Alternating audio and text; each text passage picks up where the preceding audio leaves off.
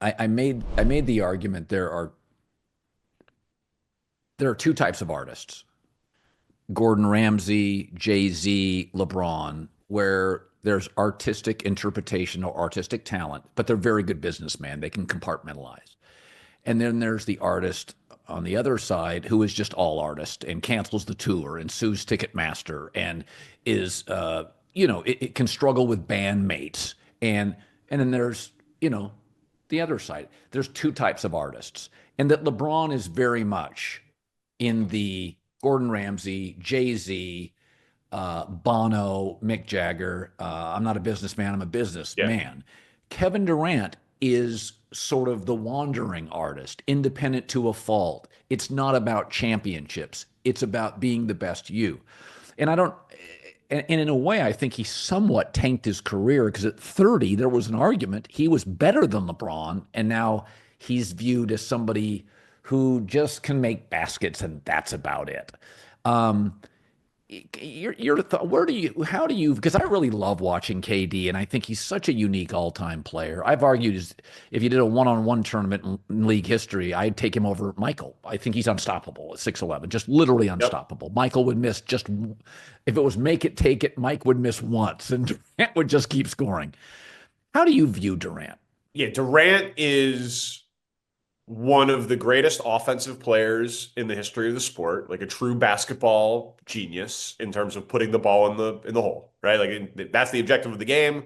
There are very few people in the history of the sport whose offensive arsenal you would take over him. I agree with him that too much of basketball discourse has become rings culture dominant.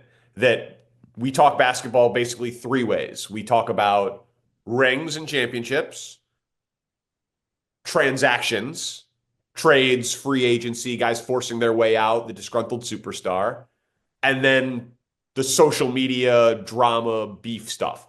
We're not doing a lot of like how a team defends the pick and roll, right? That's not like a lot of mainstream basketball conversation. So like that media criticism I think is a valid one and he decries it. But there is also just some truth that not all rings are created equal. That guy didn't have any So, yeah. rings and then he did a thing that is allowed that you could say that we bear some responsibility for because we said if you don't win a ring, you're Charles Barkley or you're Dan Marino and we mock you for it. And then we moved the goalpost on him and then we mocked him for what he did. But joining up with that Warriors team was weak. It was just it just flew in the face of competitiveness. It goes back to my Dodgers point from earlier. I understand why it happens. I get that it's a have and a have not world. It does not mean that I have to like it. Like Giannis's one in Milwaukee means a hell of a lot more than Durant's two in Golden State. Sorry, it just does. And so if Durant would have won in Oklahoma City, we would look at him so different.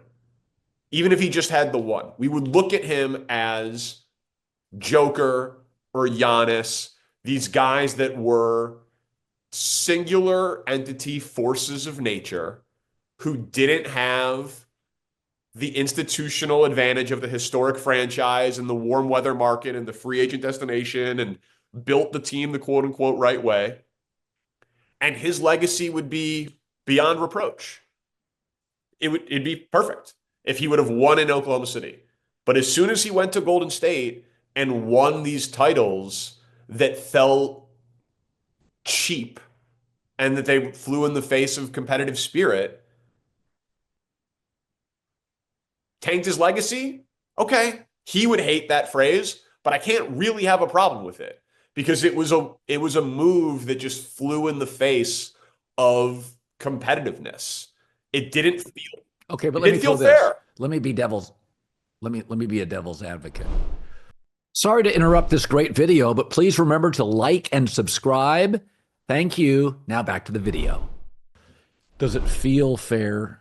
Let's say you're an Ohio sports fan and you're like, man, I that is so weak what Kevin Durant did. And I would be like, oh, Caleb Downs and Jeremiah Smith and all your great players, don't they go to where they'll have a competitive advantage over No doubt. Purdue? Like, the NIL is not just the money grab for the best players. It's like, I want to go to a team that's already No, no, stacked. no doubt. Um, and I don't have much of an argument against it, except in the history of the NBA, that's not what we celebrated. Like it turned the Heat into supervillains, and there was a historic pay jump when that in that CBA that at that offseason, one time, every team in the league could afford a max player. And he just chose. So it's like you choose the 70 win team. Like it just, it again, this is a reductive. It's just It, lame. It's just lame. you know what? I always felt Kevin Durant, people preached to him loyalty, and he watched the Sonics move to Oklahoma City. Yeah. So in the back of his mind was, it's just, this is all about the green. And then when Russell Westbrook would eat up the shot clock and get him the ball late, the organization actually, Westbrook was, the better athlete. They weren't going to bail on Westbrook. And I think some of it I defend Kevin because I think he went, okay, I got drafted by Seattle. Now I'm playing in Oklahoma No doubt. City. And you have a point guard who can't get me the No ball doubt. until the end of the shot clock. And so if I'm gonna move, I'm not moving to a crappy team in a crappy city. I'm going to the Bay, Joe Lacob, and Steph Curry. Yeah. Again, I get it. And the team was an unfair cheat code, and he won and he got his rings. But it would have meant more if he would have won in Brooklyn or Phoenix or Oklahoma City. I don't make the rules. I just enforce them. Man, I mean, right? Every title is not the same. You agree with that? Yeah, I mean, the Lakers' COVID title doesn't feel like the Celtics last year. Yeah, but also like I just in terms of Giannis's Milwaukee title is a call it this called again immature. That is a pure title drafted by the team, 15th overall.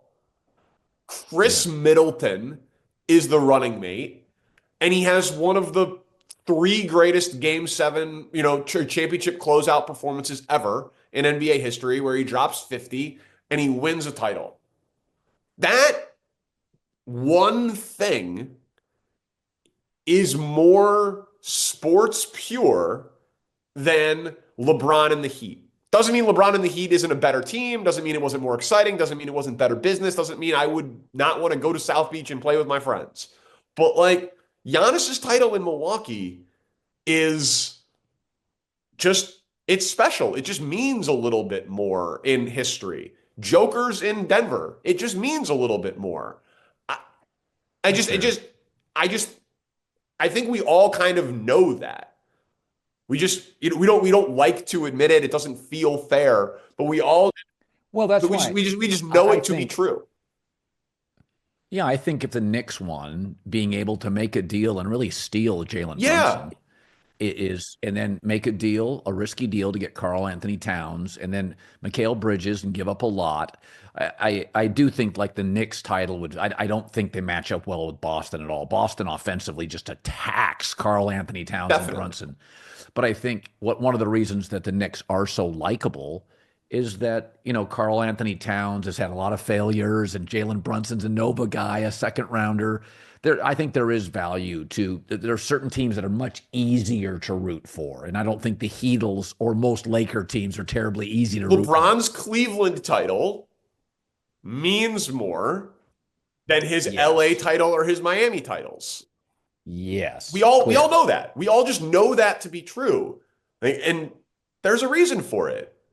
Hometown kid, he was an underdog in the finals, led both teams in all five. I mean, that's the greatest NBA Finals performance ever. Like that is you could I would make the argument that that is the most impressive NBA title ever. The one that LeBron won in Cleveland over Golden State. Like Funny there is thing a about ranking.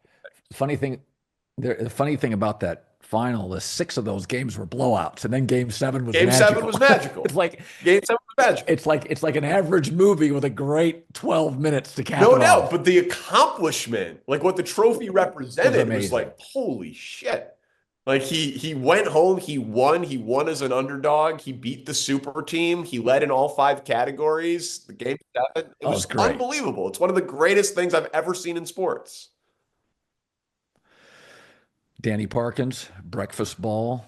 We fired through an hour 15. We gave you a little bit of everything. We kind of go all over the board, but I I love it. sometimes I just need this. It's I love therapeutic. it. I love talking with you. I love picking your brain. Good stuff, man. All right, buddy.